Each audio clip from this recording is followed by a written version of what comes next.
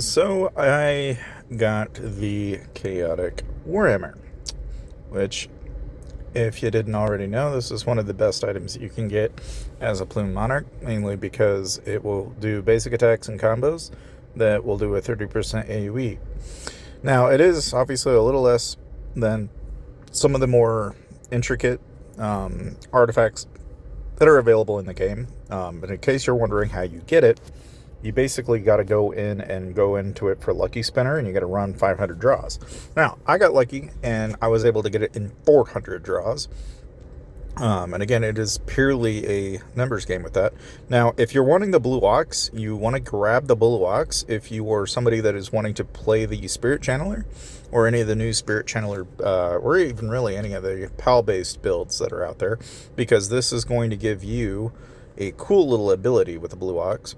Obviously, it increases your damage resistance, but it also has a perk of being able to work with pals. So it's something that, keep it with, some notice. Now, you might be thinking about White Tiger, and this one's a little different from the other two, and that basically what it does is it makes you, you will deal more damage if they are, so basically it lets you kill them faster, more or less.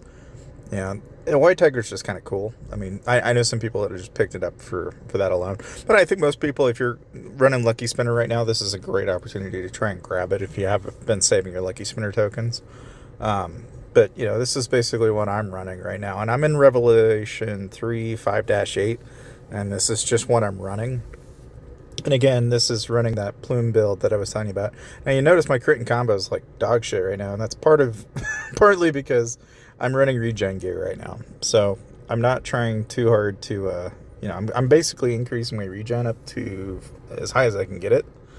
Because basically, if you can get a really decent set of regen, you can go in here and basically top out your HP, and then you become a super tank.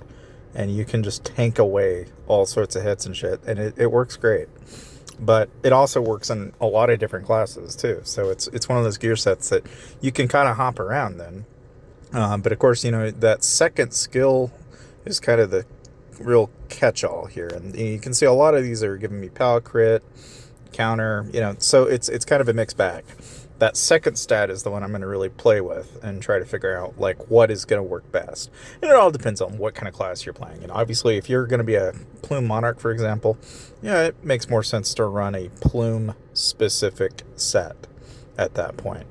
And with something like this, where your combo and crit are super high, you're going to see that this just shreds. I mean, absolutely shreds.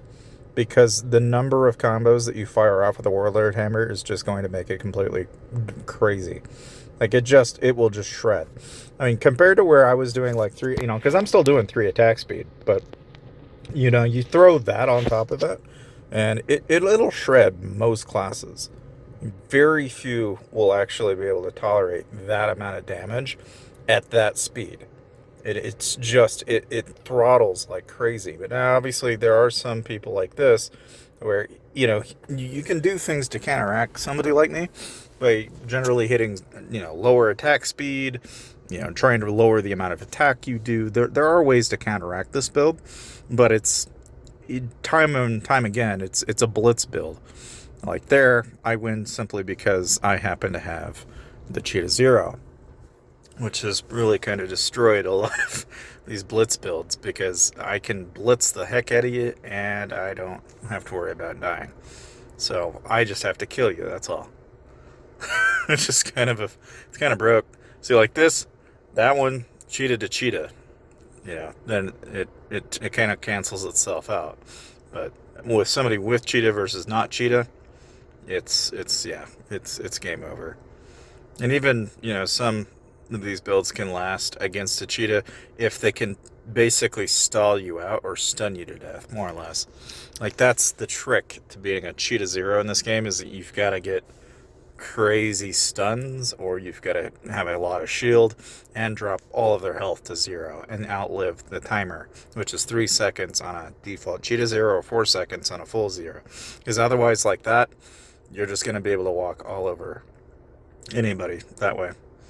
And it is kind of cool. I mean, I'll admit that, it's one of my favorite mounts in the game, but it's also incredibly broke compared to it's like literally a class breaking type of, it's just almost too ridiculous, really.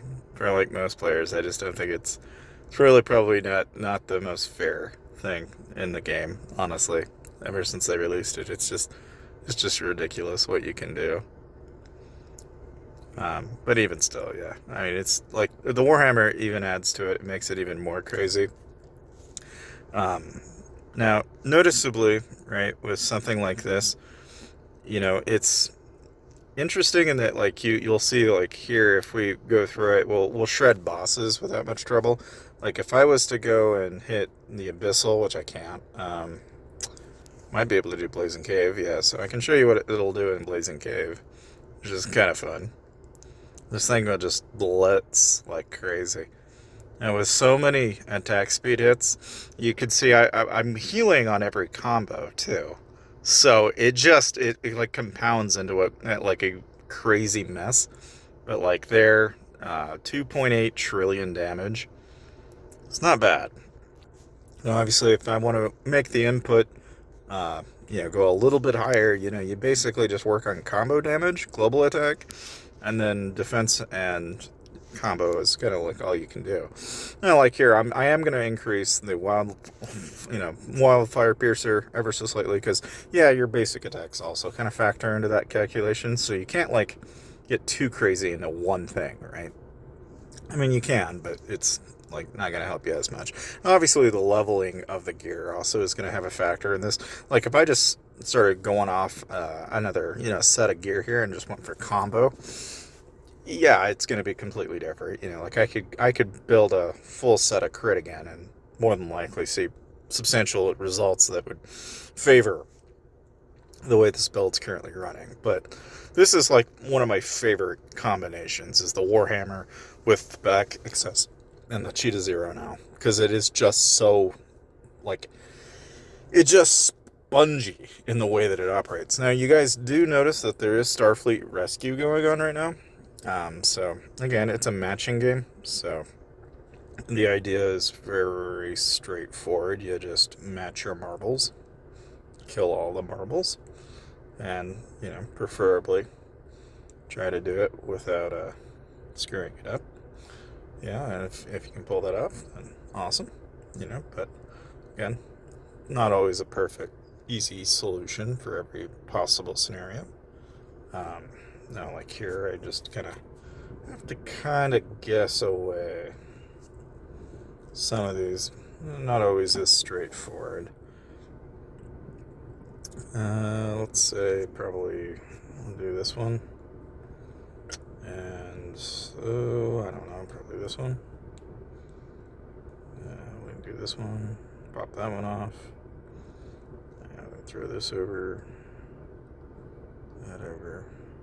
Sometimes it's easier to start from the bottom, but yeah, sometimes you get lucky. And other times not. Oh, let's see, probably this one.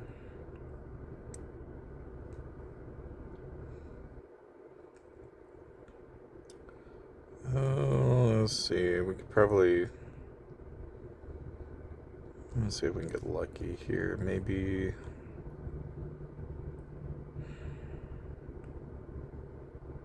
The only time you really screw yourself is like this, where you're kind of like, you don't really have a direction you can go in. There must be one in here somewhere, surely. I'm just not seeing it. Well, I guess this is my only option.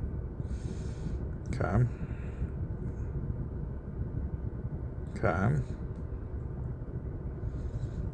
Oh boy.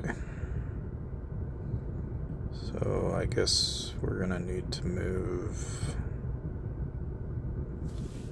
We gotta somehow move that over somehow. Yeah, you can't really go any one way, can we? I guess we'll go this way. And then, having done that, move this way. And having done that, go that way. And then this way. And then, yeah, it's still kind of a screwball-y type deal, but it's okay.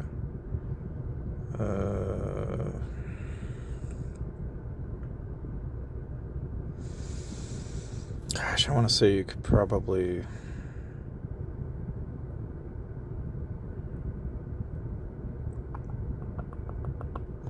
Trying to find missing piece. I guess this would be the missing piece, I guess. And then here. And then here. And it's here. And then kaboom. So, yeah, 20... That wasn't far from ideal, right? But that's Starfleet. So you got that.